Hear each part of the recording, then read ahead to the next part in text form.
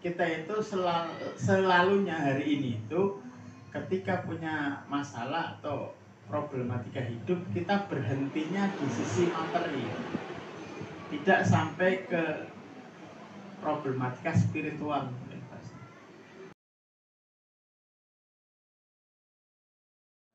Assalamualaikum warahmatullahi wabarakatuh. Waalaikumsalam warahmatullahi wabarakatuh. Alhamdulillahilladzi arsala rasulahu bil huda wa dinil haqq liyudhhirahu 'ala ad-dini kullihi wa kafa billahi shahida. Asyhadu an la ilaha illallah wahdahu la syarika lah wa asyhadu anna Muhammadan abduhu wa rasuluhu la nabiyya wa la rasula ba'dah. Allahumma shalli ala sayyidina Muhammad wa ala ali sayyidina Muhammad kama shallaita ala sayyidina Ibrahim wa ala ali sayyidina Ibrahim fil alamin innaka Hamidum Majid. Wa qala ta'ala fi kitabihil karim ba'da a'udzu billahi minasyaitonir rajim. Bismillahirrahmanirrahim. Ya ayyuhalladzina amanu taqullaha haqqa tuqatih wa la tamutunna illa wa antum muslimun. Wa qala aidan Zaharal fasadu fil barri wal bahri bima kasabat aydin nasi liyudhiqahum ba'dal ladzi 'amilu la'allahum yarji'un. Sadaqallahu adzim. Bapaknya cuma satu ya, bapak dan ibu-ibu sekalian yang saya hormati.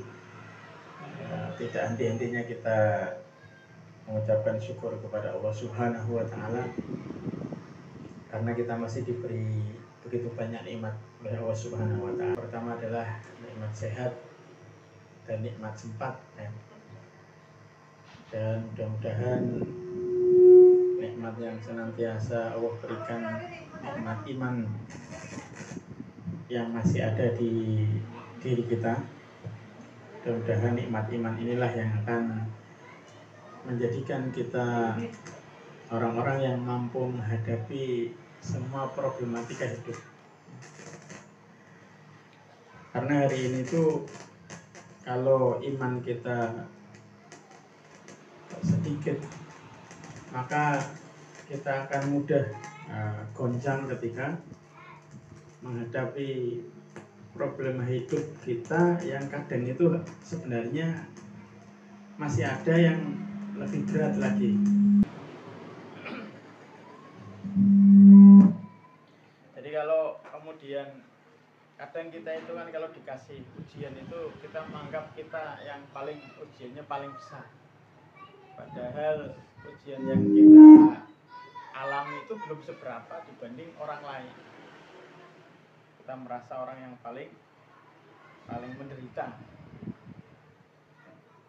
Allah Subhanahu wa taala banyak sekali ayat-ayat terkait dengan bagaimana kemudian Allah memberikan ujian kepada hambanya dan maksudnya apa ujian itu. Nanti sedikit banyak kita akan belajar bersama. Tapi ada satu hal yang harusnya menjadi pemikiran kita bersama, bahwasanya apapun problematika hidup, ujian kehidupan itu kita harus memakai kacamata iman. Contohnya begini, kalau ada banjir itu biasanya sebabnya banjir nopo?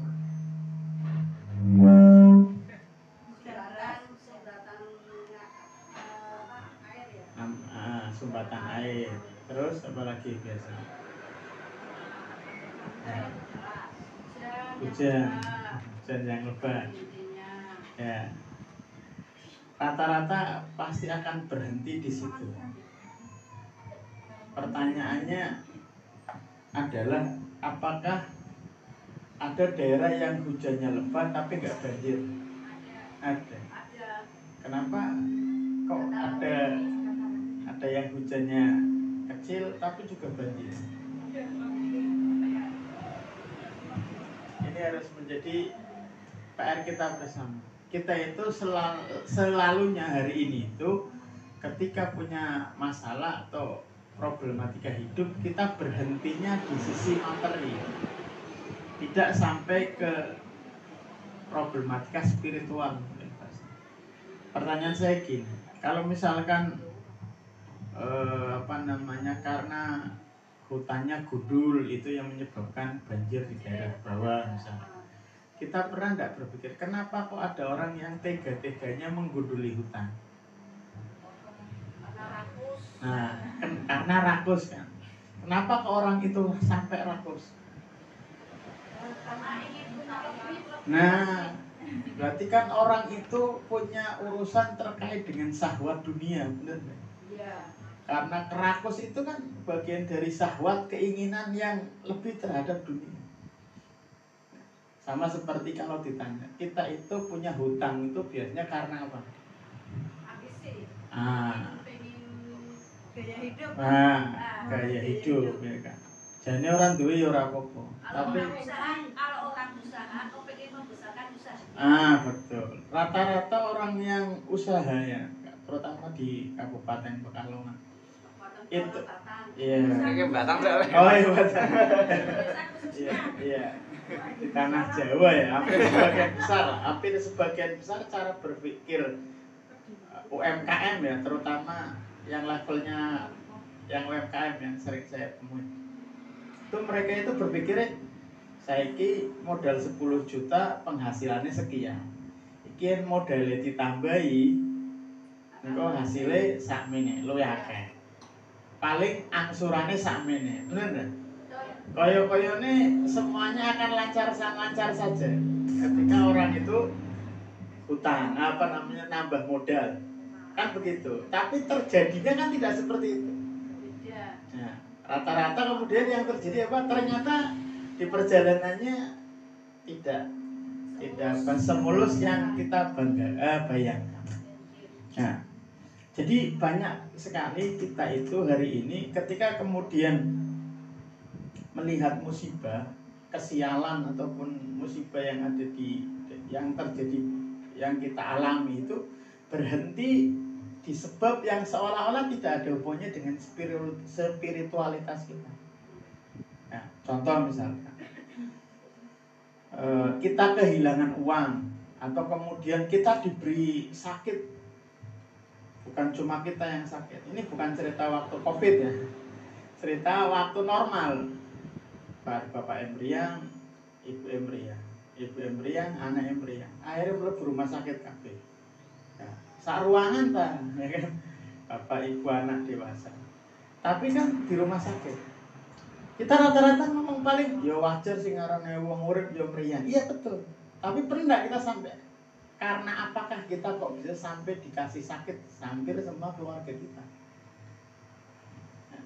Karena apa? Kalau kacamata keimanan, maka kita akan berpikir sebagaimana yang disampaikan Rasul dalam hadisnya, bahwa seorang itu bisa terhalang rezekinya karena dosanya.